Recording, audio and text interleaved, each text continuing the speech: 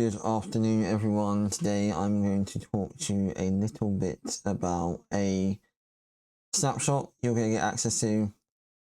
Now, this snapshot is like just super simple and a really good introduction to using GHL for the first time, building AI assistants for the first time. But at the end of the day, things can really be as complicated as you want, but the kind of lesson here is like you should try and keep everything as simple as possible. Now, I will continue to add different things into this and update it as I go along. But again, this will kind of give you at least an idea of how AI assistants work within GHL when you combine it with EchoSetter. So there's a few things here, and I'm going to go through each one with you.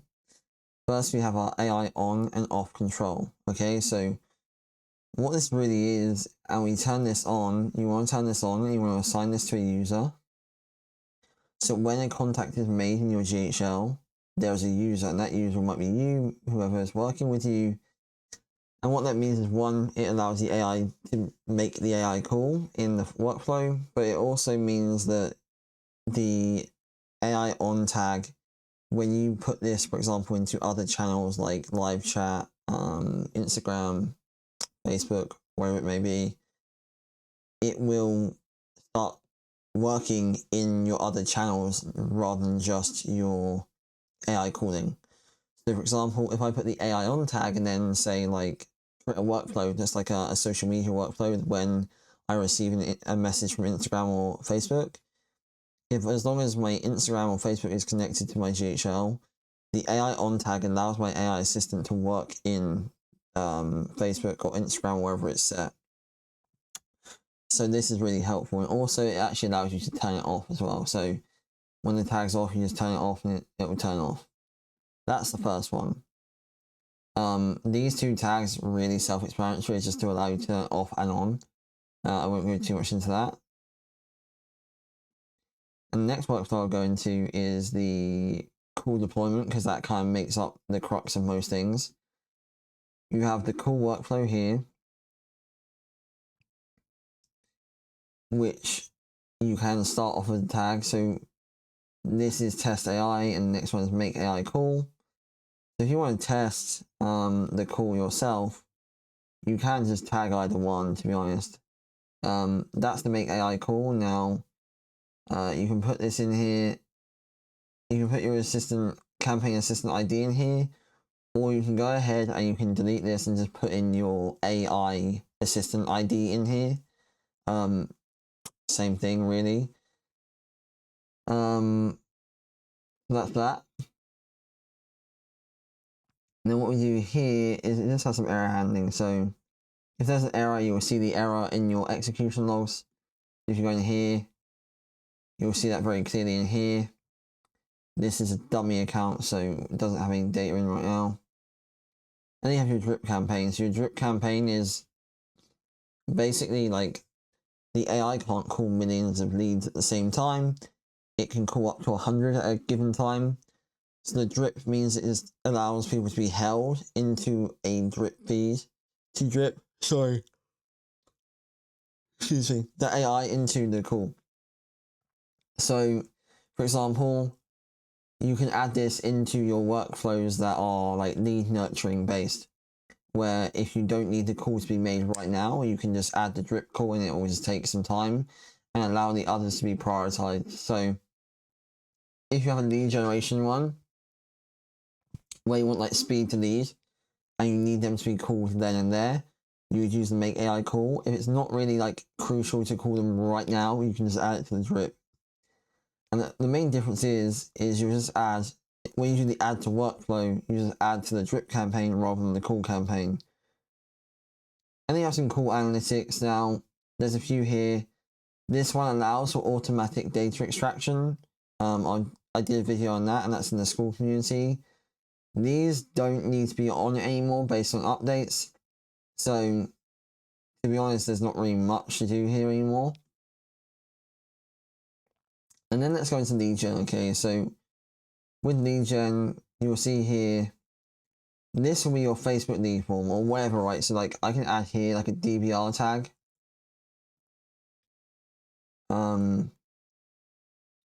Like database. Sorry, long day. Still tired. So I add a tag here, sorry. So create contact tag, add filter, tag added, like DBR. Or whatever you want to do. But anyway, this will be your lead form, so I've actually gone ahead and delete this one. You'll need to connect your Facebook page. Where you just submit that, and then boom, it'll go in here. It'll create the lead. It'll do the update the contact field, wherever that may be for you. And again, this is up to you, but you can, for example, send a text, wait a few minutes, and then make AI call. So the make AI call goes to workflow, and then you wait again, because I'll show you in a second, if it books an appointment, it's going to remove them from the workflow anyway. You can follow them up again, call, and like, give them a heads up, and it's very simple all the way through. Make AI call, make AI call, make AI call. Because everything to do with the calling and the messaging is built inside Echo Setter. So with this, depending on what you want to do, if you wanted to, for example, do a database reactivation campaign on a client, you could just delete this one. You can do the prompting and then just tag all their leads with this tag, and then boom, it calls them. So really, really simple. Now, the next thing is the appointment booking.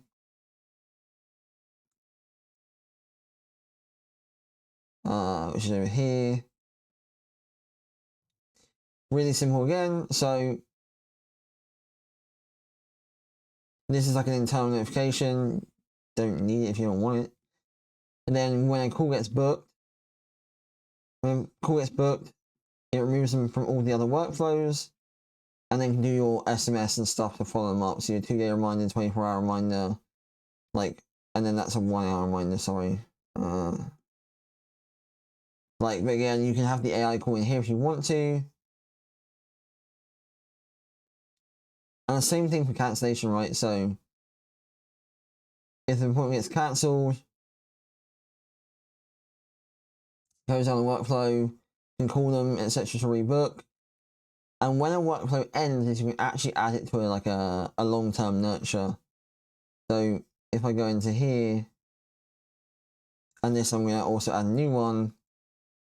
But on the lead nurture, it's essentially like with testimonials, whatever you want, right? It's like social proof, wait 3 days, like make an AI call, like drop an email, drop an SMS, and this goes longer and longer. So this is 1 every 3 days.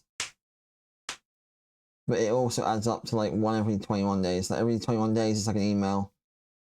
You can just change it basically. This is really customizable based on your own business. I will drop another workflow specifically for this, which will be the forever follow-up, which I'll probably add into a lead nurture file, just so you can use whatever one. Okay, at the end of the day, as long as you have, there's main processes, right? The lead, when they submit their email, is going to be lead nurturing. Then they're going to go through a stage where they're not going to take action, so you put them on a slower drip. And then if they do take action, you're going to want to email them to remind them. And if they then cancel a no-show, you then simply are just educating them on that as well. Hey, rebook, some FOMO, what they're missing out on, and so on and so forth. So this is really the main thing you're going to need when building a business. I built many businesses on the simplest of workflows, right? You don't need crazy complexity, especially for lead generation. Again, most companies, especially for AI assistants that just want a receptionist, that's not even a workflow really to a big degree. The main workflow will be outbound calling them, and this is a very good start. So again, if you have any questions, just drop them in the school community. Please let me know if you're having sort of issues with it, and I'll update it as I go along. And in the meantime, I look forward to speaking to you very soon.